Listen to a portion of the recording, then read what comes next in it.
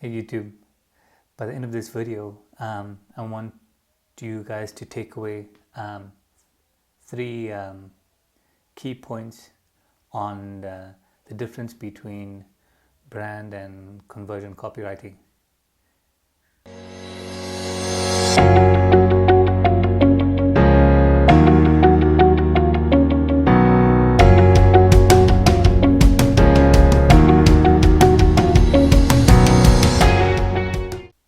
Hi, I'm Rashid from Marketing Mavericks, and today we're going to kind of debunk three common myths about conversion copywriting.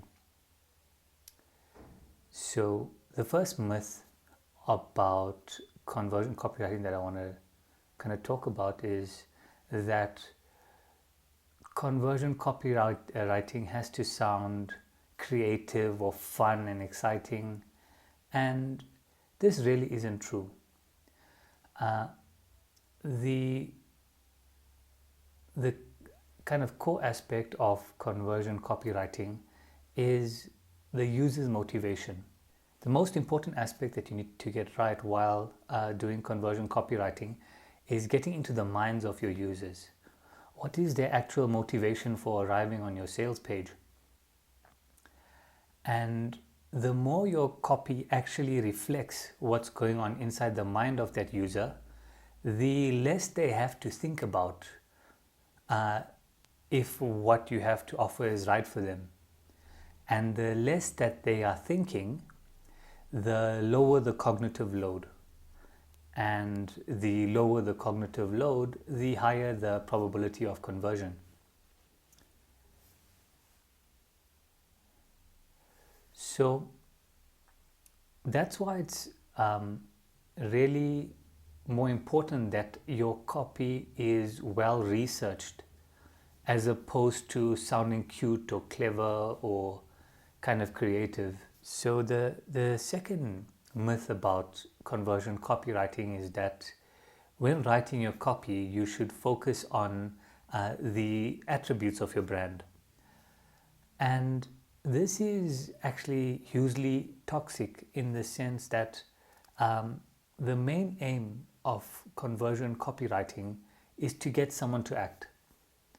So if we have to take Apple, for example, and their famous campaign with the strapline, think different.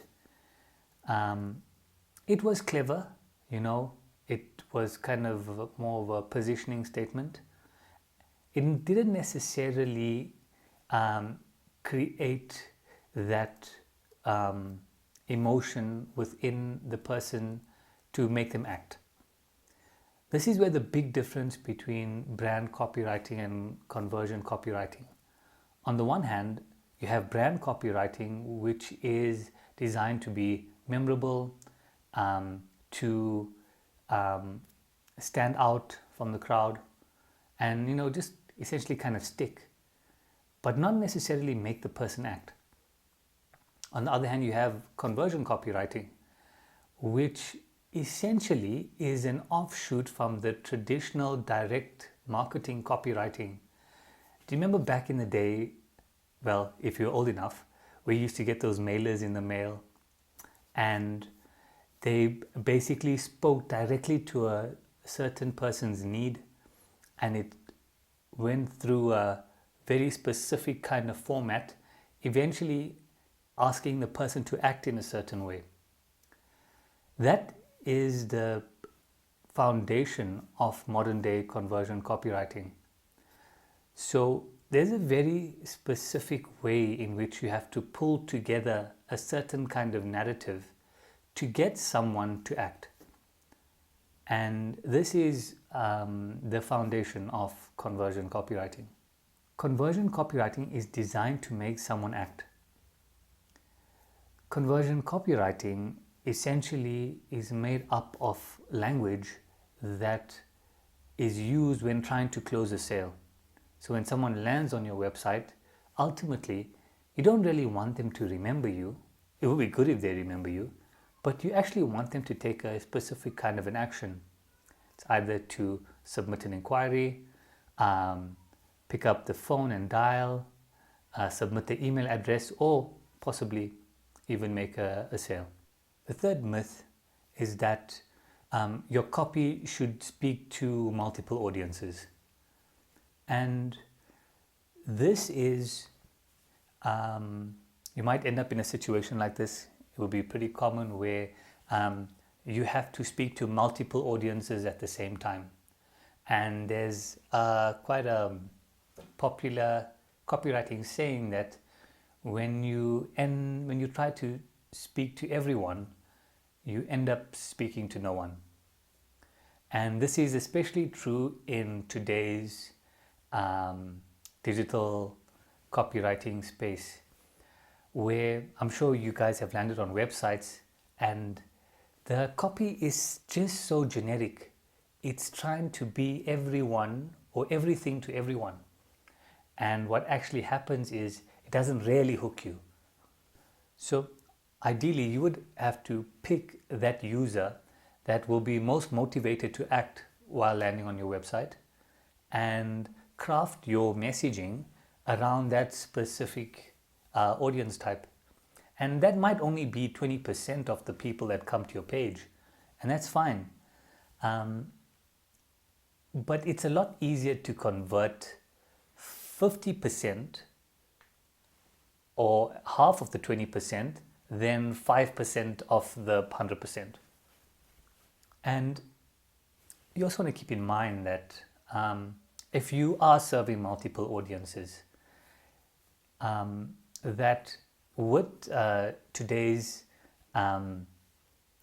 modern internet-based marketing systems, it's quite easy to segment your market before they come to your website. And this opens the opportunity to create multiple landing pages for specific user types.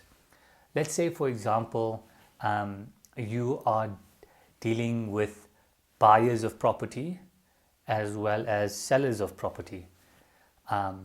The adverts that you put out there in Google ads or social media, Facebook ads, for example, can speak directly to the needs either of a buyer of a property and on the other hand a seller of a property, and then direct them to specific landing pages within your website that speak individually to the needs of those groups, thus making the conversion rate higher. So just to recap, your copy doesn't necessarily need to sound creative and clever and funny. It needs to speak directly to the motivations of the user that arrives on your page.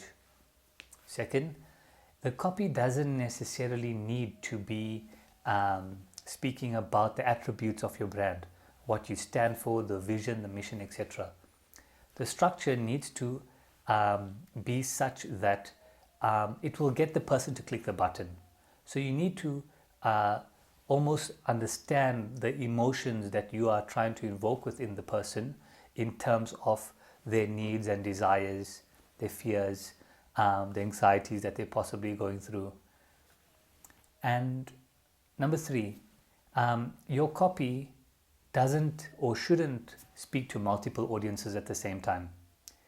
They should speak to a specific group of people that face a very specific kind of problem, and keeping in mind that you do have the opportunity to make multiple landing pages that can speak to each of those individual customer target groups that you may have. Thanks for joining us today on the Marketing Mavericks YouTube channel. Do subscribe, click the icon and the bell sign so you can get notified for our next video. And if you have any questions or comments, do leave a comment down below. Till next time, bye-bye.